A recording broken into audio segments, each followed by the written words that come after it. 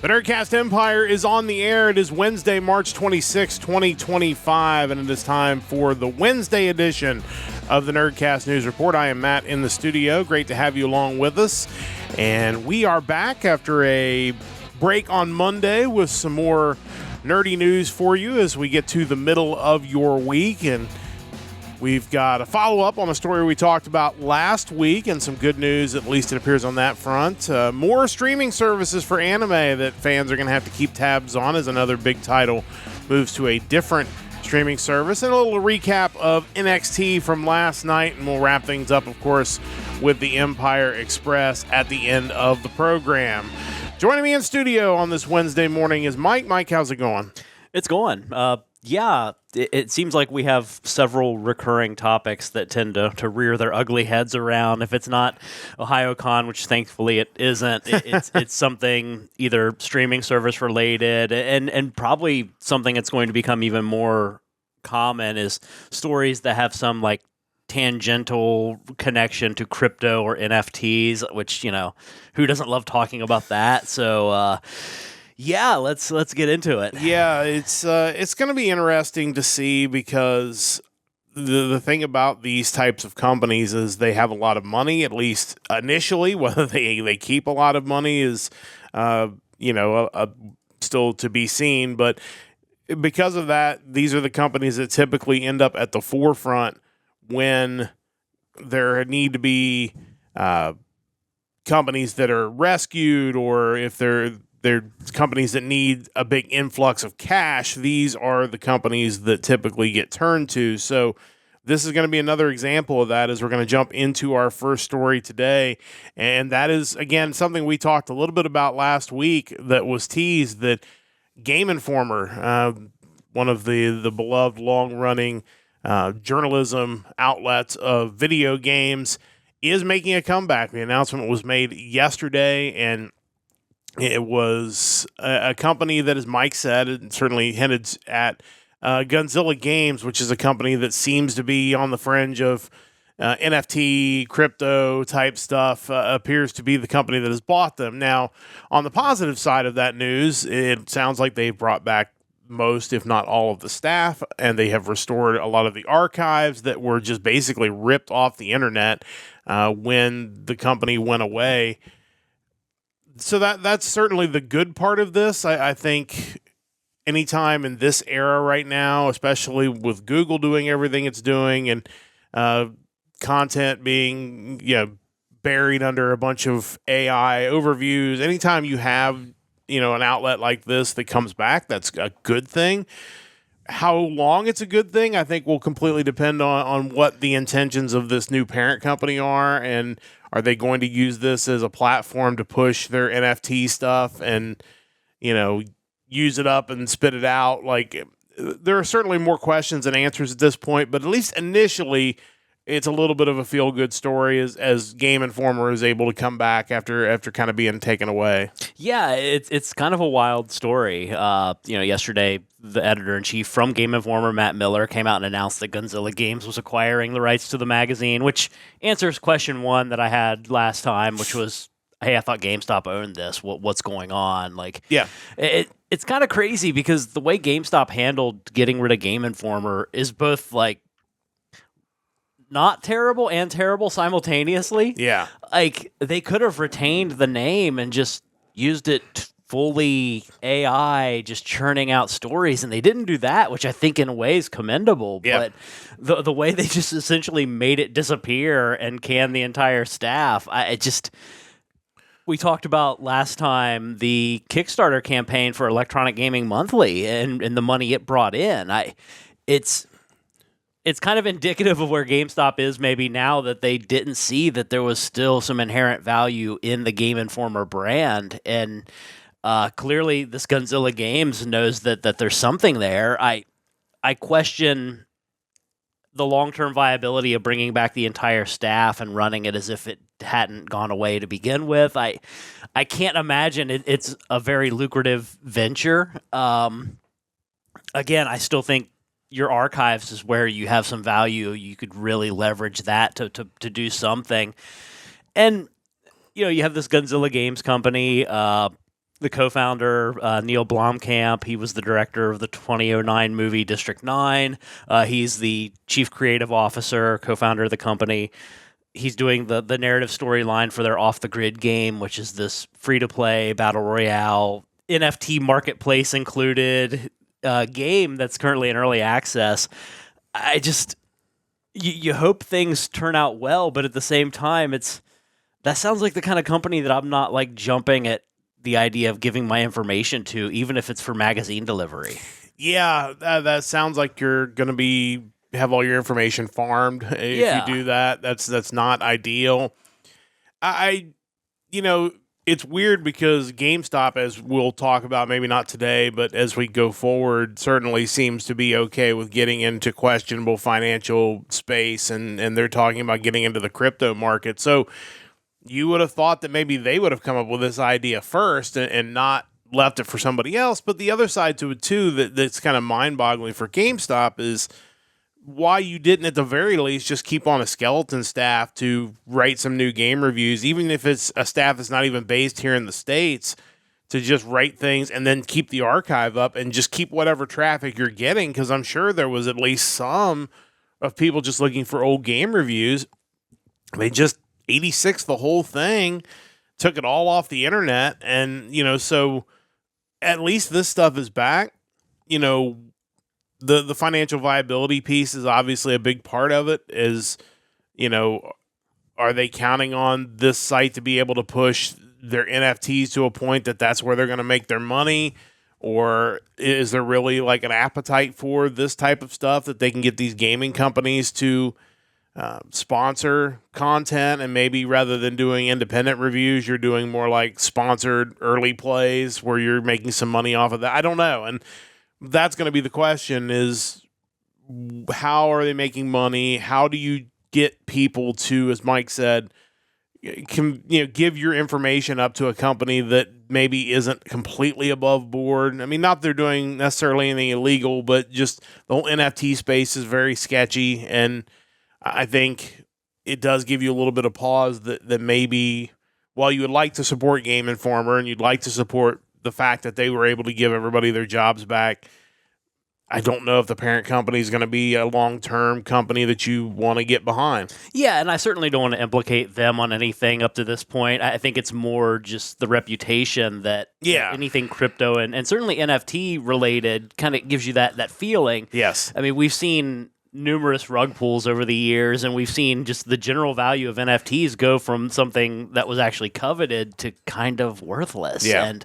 I have to wonder, I think something like Game Informer and really any of those legacy game publications are something that we all look at fondly, and we would love the idea of having it around, but I just wonder how many of the people celebrating its return really cared that much about it when it was around. To me, Game Informer was just this neat little add-on to my pro membership at GameStop. It was cool that it was there. I appreciated it, but I don't know if I really appreciated it to the point where, man, it better come back or the industry's in trouble. I just think we've moved on in so many ways from this form of games journalism, where now people are getting their news on YouTube or X or wherever, and it's a fun thing. I don't know if it's viable long term. Well, I mean, we saw it with G4, and obviously there were other issues involved in their return. But even if there hadn't been those other issues, at the crux of it,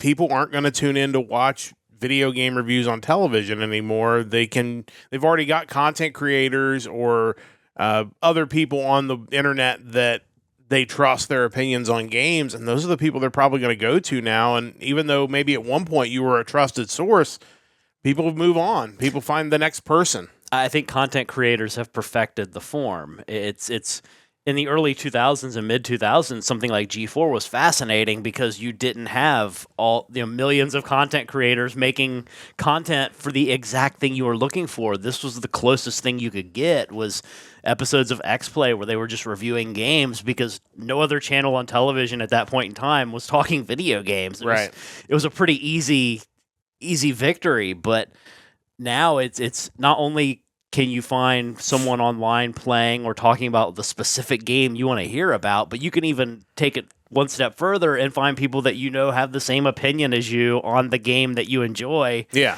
And dig that further. Cable television and probably in a similar way, game publications can't really replicate that. No, they can't. And again, wish them all the best. Hope it is a completely above board thing and that they're really interested in bringing this back to its full editorial glory. They're saying the right things right now. For sure. And they could 100% have good intentions. Like you said, we're not necessarily throwing this company under the bus. Is just the whole NFT space has been very questionable. And it's hard to not have a prove me wrong mentality toward it. For sure. And hopefully they do. And if they do, we'll certainly talk about it on the podcast. If they don't, we'll probably also talk about it on the podcast. But we'll certainly keep an eye on this, but at least initially some very good news. If you're a fan of Game Informer or if you're a staff member of Game Informer, you now have a job back, which is certainly always a good thing. One other anime news kind of moving on, and this is kind of one of those ongoing things, like Mike said, that unfortunately we have to talk about a lot. Of course, the big show that everybody's talking about really worldwide is Lazarus. It'll be Alpins. Yes. Another show named after an outdated store in the Midwest. But obviously, it was created by Shinichiro Watanabe, best known for Cowboy Bebop. And it's certainly gotten the red carpet treatment. It's going to be on Adult Swim. It's going to air almost simultaneously with the Japanese releases. So you know that this is a show that has a lot of money behind it and clearly a lot of expectations. The downside, and this is honestly to be expected when you have a show like this that clearly, Cartoon Network and Warner Brothers is putting a lot of money into when you're going to be doing these simultaneous releases, is they're going to want to, no pun intended, maximize their return on investment as they will be streaming this anime on Max, which used to be HBO Max, but that has changed. Again, we've talked about it a lot, and this is one of those things that, first off, this show looks, really good, and I think it's going to do really well. I think it's going to be popular both in Japan and in the West. It just feels like another one of those kind of crossover shows that I think will do really well. But again, this is yet another streaming service that you're asking anime fans to have to get. Now, obviously, the difference with this one is you do have an option to watch it live, quote unquote, on TV. You can watch it. So it's not only on streaming. So that does make this a little better. You could always DVR it if you still own those things. I don't know how many people actually have a DVR in 2025. But otherwise, you're going to be having to sign up for another streaming service to check this out. And we've talked about it before. I feel like we're getting to that breaking point with anime fans where even fans that have really been very good about supporting the industry the legal way are starting to look at their wallets and think, man, this is getting to be a little bit too expensive to try to do this the legal way. Who's stealing from who at this point? Correct. And so, again, I don't blame them for this. This makes total sense from a business standpoint, but from an anime fan standpoint, if you're not able to catch it live, I feel like this is not necessarily the best news. It just makes me think of when Peacock and NBC pulled The Office from Netflix. It's like, that is obviously the right move. It's The Office. It's one of the top sitcoms ever. You're going to want it on your own streaming platform. Yeah, everyone's going to be angry, but you can't really blame them for it. Yeah. Again, it makes all the sense in the world. You have the Cowboy Bebop creator. You have this show that's going to be airing almost simultaneously with Japan. I have to assume there's going to be a highly overrated opening theme to it because that seems to be how these work as well between Cowboy Bebop and Samurai Champloo. My concern, obviously, is that, and concern is probably a really strong word, because ultimately it doesn't matter to me at the end of the day. As long as the show's decent, I'll be satisfied. But I feel like you run the risk of trying to make it appeal too much to a Western audience, where it kind of loses that appeal for the established anime fan. We'll see how it goes, but I don't. I want to watch it because I feel like I have to, as far as it's going to be a big deal, so I better watch it. Yeah. There have been so many other big deal shows over the years I've not watched. And to some degree, I am excited about it. I did like Cowboy Bebop. Samurai Champloo was great. No matter what you think of the music, that show was really good. That's what I've heard. And, I assume this one will certainly be good as well, but it's interesting, and it'll be funny to see kind of how well it performs here compared to Japan. Does it outperform in the West? But I'm not in any hurry to go out and subscribe to Max for this, I'll be honest. Well, and one thing I mentioned before that was encouraging is that Sentai Filmworks is actually doing the dub of this, which is great to see them get a high-profile show like this. And it's not the first. We've talked about Oshinoko and some other big shows that ended up on the High Dive platform as opposed to Crunchyroll or one of 18 other platforms. So good to see them getting involved in the dub. I hope that means eventually, maybe once it first runs through Max, then maybe it ends up on High Dive. That'd be fine. On the back end, even if it is after the season finishes. Like that's kind of my hope, that them being involved maybe is a way for them to get in the door. And if so, that's not as bad, because again, you're getting a live option to watch it on TV. If it ends up eventually moving to High Dive, then you don't necessarily have to subscribe to Max. So that would be a little better news on the back end. But yeah, I think it is going to be a big deal.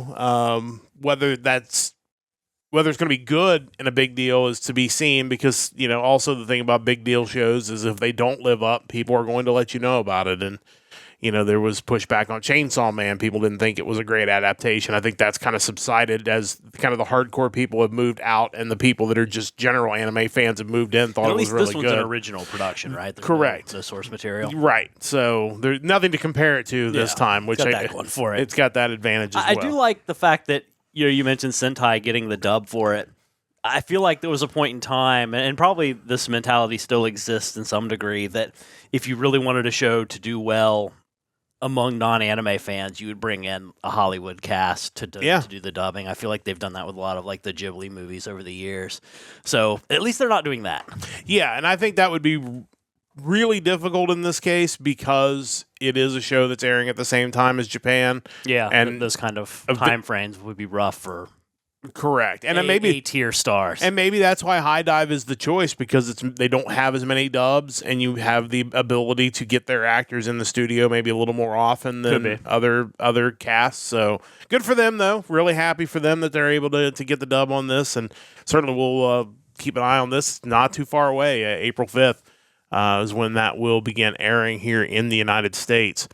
One final news article, we won't get too deep on this, but just wanted to mention NXT from last night. And I did not get to watch NXT from last night as I was working, but I think notably was something we had wondered when they announced that Stephanie Vaquer was going to be defending both of her women's championships, is whether they were setting up an out for her to lose one of those two titles. And they did not. They did. They actually did set up the out. Well, actually. And she overcame the odds and defended both titles, and then had to stare down with Jordan Grace to end the show, which I think everybody would be excited about that match. But I'm curious, because I know you did get to watch it, kind of your thoughts on her defending both, and any other general thoughts on the show. Yeah, it's interesting. I mean, obviously, she's great, but when you have her in two matches in the same night, it really gives you this way by which you can compare the rest of the talent. And in this case, Jada Parker versus Fallon Henley. And obviously, Fallon Henley's been around a lot longer as far as in the industry and in NXT, and you can kind of see it. Yeah. I think both of them have really bright futures. I think Jada Parker has a unique charisma that a lot of the women, even on the main roster, don't possess. Yeah. And I think that's going to take her really far. But I think you can kind of see a little bit of rawness in her in-ring work compared to a Fallon Henley. There were times in that first match for the NXT Women's title that just was a little awkward. And I assume a lot of that has to do with Jada Parker probably hasn't wrestled someone with the style of Stephanie Vaquer all that often. And whereas Fallon Henley, that match seemed a little more fluid at times, but both were enjoyable.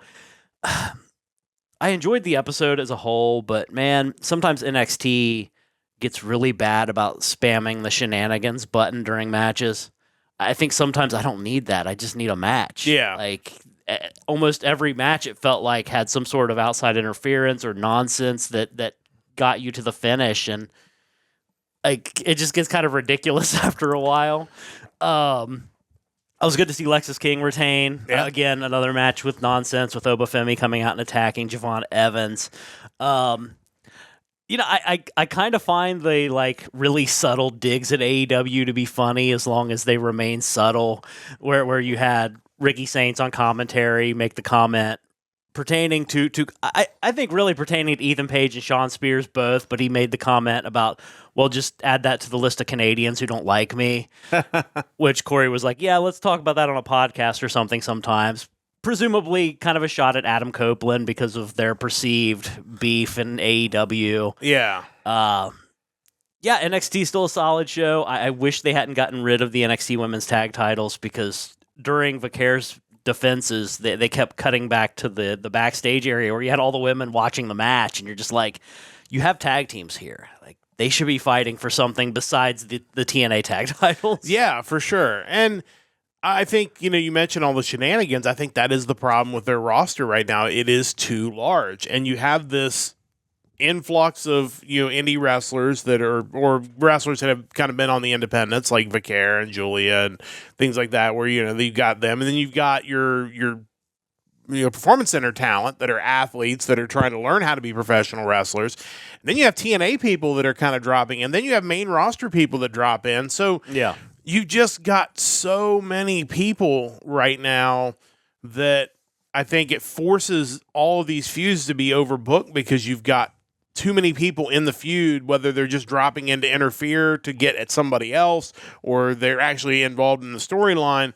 It feels a little too congested. It's not as straightforward. And, sometimes it makes NXT fun and unique, and sometimes it makes it like, oh, here's another interference. And it does, over a 2-hour show kind of wear on you a little bit. The chaos, for chaos sake, works sometimes, but if you spam it, like you said, it does kind of wear on the audience a little bit. Yeah, and I assume a lot of this is just bottlenecking due to them waiting for post-WrestleMania to make any big moves as far as women leaving NXT and moving to Raw or SmackDown, because honestly, I know they tout how great the NXT women's division is, and that's certainly true, and as a result, you don't really need Jordynne Grace, Stephanie Vaquer, and Julia all at the top of your women's division. Right.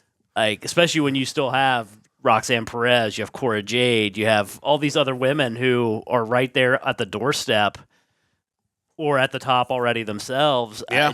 There's just too much there. Like, and I think sometimes that's at the expense of someone like, Fallon Henley wrestling for the North American title last night, but JC Jane needs to be doing something too. For sure. Like, she's just as good. And without tag titles, you have that group of 3 women.